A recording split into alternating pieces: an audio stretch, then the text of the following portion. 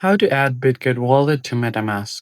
Hey guys, in this tutorial, I'll show you how to easily add your Bitget Wallet to the Metamask app. First thing you're going to have to do is simply open up Bitget and make sure that you're logged into your account. Once you have done that, you can just head over to your wallet section at the bottom right corner of your screen to view your assets if you want to do that. If not, you can just tap on the top left corner to go to your account settings.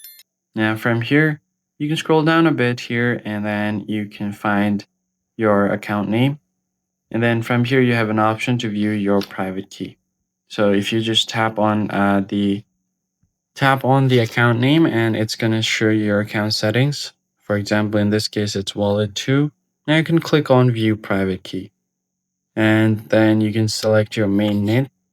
Once you've selected that, you can just go ahead and verify your fingerprint or anything that's been asked for verification.